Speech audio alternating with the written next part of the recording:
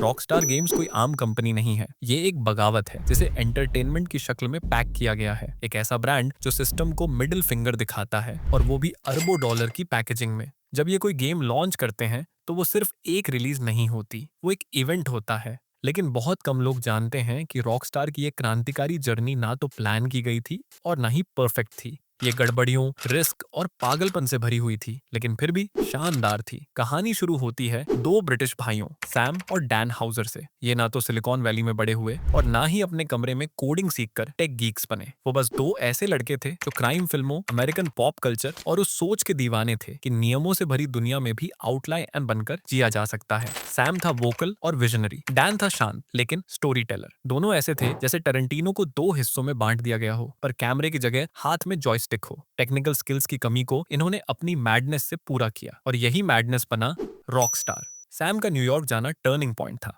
ऊंची इमारतें नहीं, वहां की एनर्जी, अनकंट्रोल्ड कैओस और एक कच्ची सच्चाई जिसे छुपाया नहीं गया था। सैम को समझ आ गया, ये सिर्फ एक शहर नहीं, ये एक वीडियो गेम है जो अब बनना बाकी है। फिर उन्हें बीएमजी इंटरैक्टिव में नौकरी मिली, एक म्यूजिक लेबल का छोटा सा गेमिंग डिवीजन। पावर कुछ नहीं था, बट आइडियाज थे। और फिर उनके डेस्क पर एक स्कॉटिश स्टूडियो का गेम आया, रेस एंड चेस। मकसद था पुलिस की कार चेस दिखाना, पर गेम था बोरिंग। सैम को पुलिस बनने में दिलचस्पी नहीं थी, वो बनना चाहता था क्रिमिनल। तो सैम ने स्क्रिप्ट पलट दी। क्या हो अगर ट्रैफिक रूल्स ना हो, कोई भी गाड़ी छीन सको? क्या हो अगर तुम हीरो ना होकर विलन बन सको? डीएमए डिजाइन नाम का वो स्टूडियो तैयार हो गया, और इसी से जन्म हुआ ग्रैंड थेफ्ट ऑटो का। शुरुआत में जीटीए कोई ब्लॉकबस्टर नहीं था, ऊपर से दिखने वाला ग्राफिक्स और पुराने जमाने का कंट्रोल, लेकिन गेम में आजादी थी। ये आजादी लोगों को धीरे धीरे अट्रैक्ट करने लगी। कोई बड़ा प्रमोशन नहीं, बस एक दोस्त दूसरे से कह रहा था, भाई ये जरूर खेल। ये थी शुरुआत एक बहुत बड़ी चीज की। GTA 2 आया, लेकिन वो सिर्फ एक रीमिक्स जैसा लगा।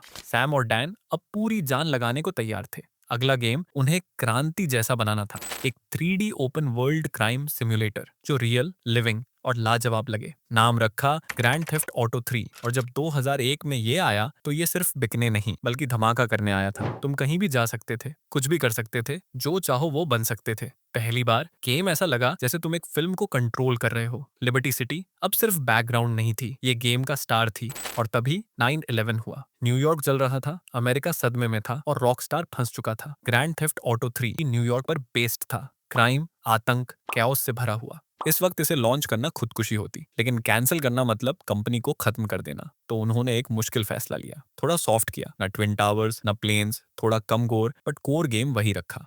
और जब गेम रिलीज हुआ, ये फिनोमिना बन गया। पहले साल में 400 मिलियन की सेल रॉकस्टार आ चुका था। Grand Theft Auto 3 is the nation's top-selling video game this year, and a particularly big hit with teenage boys. अब सवाल था, अब इससे ऊपर कैसे जाएं? तो आया वाइस सिटी। 1980s मियामी की दुनिया, कोकीन, नियॉन लाइट्स, स्कारफेस वाली एनर्जी। गेम टाइट था, शोरदार था और हर एंगल से फ्लैशी। रे लियोटा को लाया गया वॉइस ओवर के लिए, और गेम को भरा गया 80s के म्यूजिक और पागल साइड मिशंस से। क्रिटिक्स बोले स्टाइल ओवर सब्सटेंस, लेकिन खिलाड़ियों को परवाह नहीं थी। ग्रैंड थेफ्ट ऑटो 3 से ज्यादा बिका, लेकिन वाइस सिटी भी लोगों को उस चीज के लिए तैयार नहीं कर सका जो आने वाला था। सैन एंड्रियास अब ये सिर्फ एक शहर नहीं था, ये एक स्टेट था। लॉस सांतोस, सन फिएरो, लास वेंटूरास, पूरी कैलिफोर्निया को नए लेवल पर रिक्रिएट किया गया। स्टोरी थी सीजे की, एक ब्लैक गैंग मेंबर की जो फैमिली, लॉयल्टी और धोखों के जाल में फंसा था। ये गेम साहसी था, राजनीतिक था और बिल्कुल भी माफी मांगने वाला नहीं था।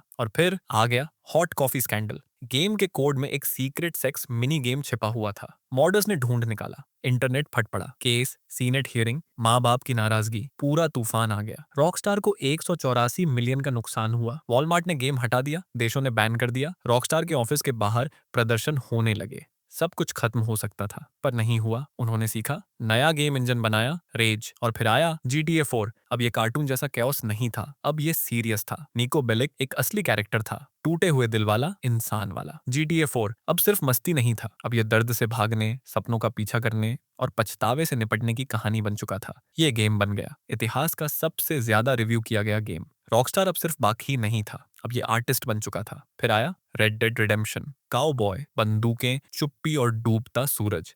धीमा था, भावुक था, दिल को छूने वाला था। रॉकस्टार ने साबित किया वो सिर्फ क्राइम नहीं, ट्रेजेडी भी कर सकता है। पर जो अब आया उसकी बराबरी कुछ नहीं कर सका। GTA 5 3 मुख्य किरदार, एक विशाल शहर, एक जिंदा दुनिया और फिर GTA ऑनलाइन, एक पागलपन से भरा प्लेग्राउंड जो पैसा छापता गया। 8.6 बिलियन, मिलियन नहीं बिलियन, मिलियन नहीं बिलियन। GTA 5 बना दूसरा सबसे ज्यादा बिकने वाला गेम। माइनक्राफ्ट के बाद इसने गेमिंग की परिभाषा बदल दी। ये खुद एक संस्कृति बन गया, लेकिन इसकी कीमत भी आई। क्रंच कल्चर, थकावट, देरी। रॉकस्टार का दिल डैन हाउजर 2020 में छोड़ गया। फैंस डर गए। GTA 6 अब भी बनेगा? सालों तक खामोशी। फिर दिसंबर 2033 धमाका। GTA 6 का ट्रेलर आया। 24 घंटे में 90 मिलियन व्यूज, रिकॉर्ड टूट गए। इंटरनेट पागल हो गया। अब की बार मॉडर्न मियामी, 2 मुख्य किरदार, एक महिला भी, और अफवाहें कहती हैं $2 बिलियन बजट, इतिहास का सबसे महंगा गेम। पर अब सवाल ये है, जो कोई जोर से नहीं कहता, क्या रॉकस्टार अब भी कर सकता है? क्या वो फिर से GTA 5 को पीछे छोड़ पाएंगे? क्या वो अपने ही लेगेसी के बोझ से बच पाएंगे? क्योंकि इस बार बात सिर्फ गेम बनाने की नहीं है, बात है साबित करने की कि वो आज भी मायने रखते हैं, कि वो आज भी किंग्स हैं। और अगर आपने ध्यान दिया हो, हर बार जब दुनिया ने रॉकस्टार पर शक किया, उन्होंने सिर्फ जवाब नहीं दिया, उन्होंने गेम की परिभाषा ही बदल दी। यही उनकी खासियत है। वो सिर्फ लिमिट को पुश नहीं करते, वो लिमिट को मिटा देते हैं। और जब GTA 6 आएगा, वो सिर्फ एक गेम नहीं होगा, वो एक मैसेज होगा, एक रिमाइंडर कि गेमिंग की दुनिया की सबसे खतरनाक कंपनी के पास अब भी एक आखिरी क्रांति बची है।